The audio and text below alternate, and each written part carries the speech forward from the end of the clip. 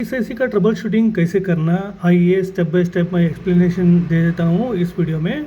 देखिए, पहला होगा आपको इनपुट चेक करना, पिन नंबर 18। देखिए इधर 1 2 3 4 5 6 7 8, वन साइड 8 है, दोनों side I mean total 4 side में टोटल कितना होगा 8 8 8 8, टोटल 32 पिन का होगा।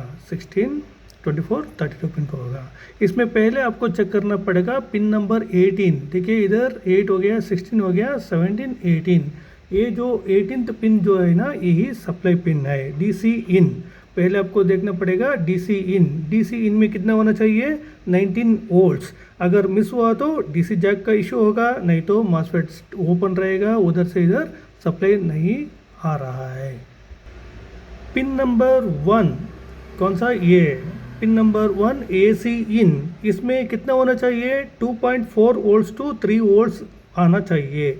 अगर ये ज़ीरो रहेगा तो एसी डिटेक्ट डिवाइडर जो रहता है ना, वोल्टेज डिवाइडर, उसका इशू रहेगा, नहीं तो इनपुट का इशू रहेगा, उसको चेक करना पड़ेगा।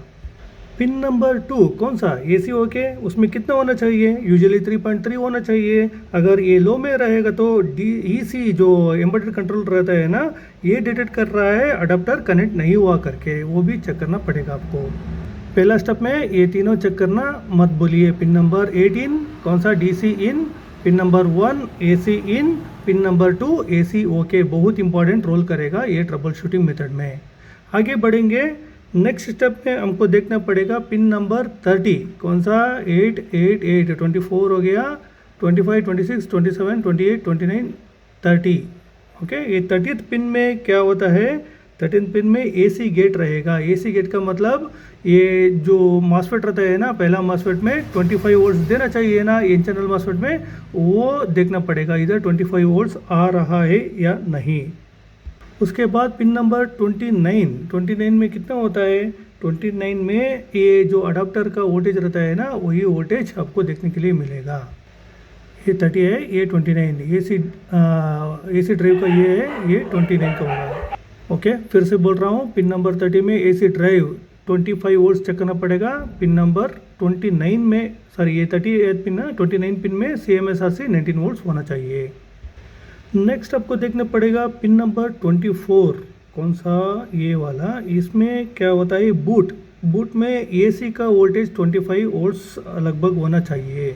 पिन नंबर 23 ये अपर गेट होगा। अपर गेट में स्विचिंग वोल्टेजेस 22 25 वोल्ट्स वेरिएशन होता ही रहता है। पिन नंबर 21 ये लोअर गेट है, इसमें लगभग 5 to 8 वोल्ट्स वेरिएशन होता ही रहता है।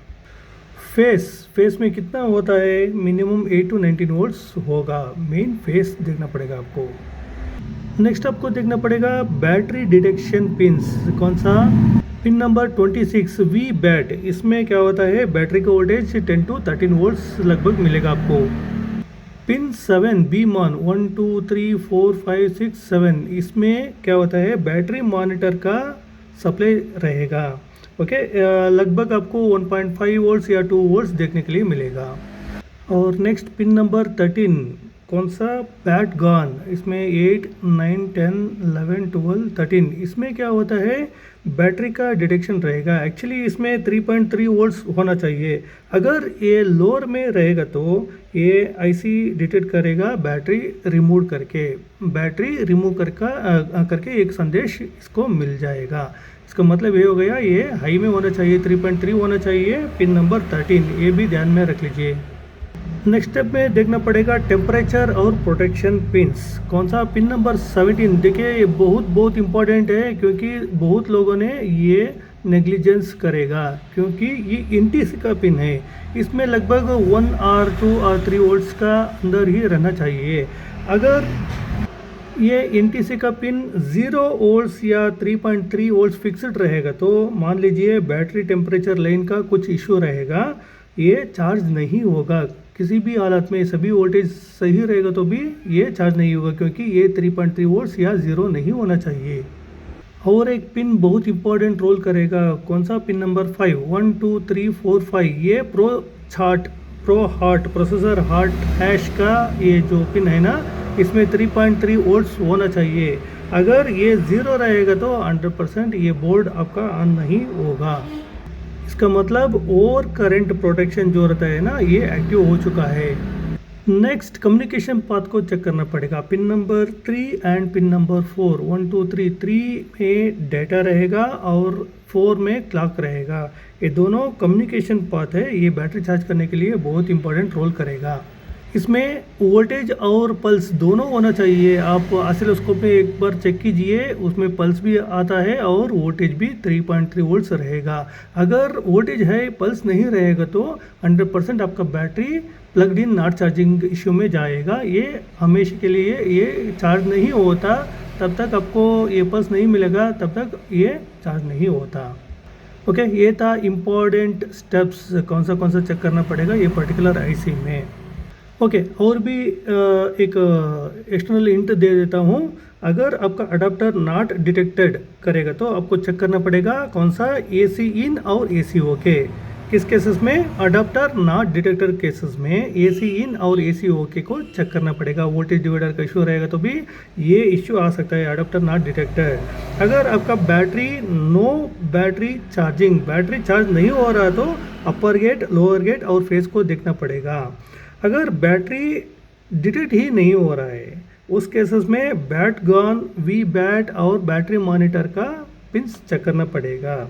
अगर ये क्या होता है ऑफ कंडीशन में, सिर्फ ऑफ कंडीशन में आपका लैपटॉप चार्ज होता ही रहता है। बहुत सारा कमेंट्स मुझे मिलेगा ये चार्जिंग में नहीं होता, आई मीन ऑन कंडीशन में नहीं होता, ऑफ कंडीशन में ये चार्ज होगा। बहुत इंपॉर्टेंट पॉइंट है। देखिए ये होगा P6 और प्रो चार्ट ऐश, इसका आपको चेक करना पड़ेगा क्योंकि ये समझेगा ये ओवर करंट आ रहा है, इसलिए प्रोटेक्शन करने के लिए शट डाउन कर रहा है। ओके, उस केसेस में सिर्फ चार्ज होता है लेकिन ऑन नहीं होता, लैपटॉप ऑन नहीं होता, ध्यान में रख लीजिए।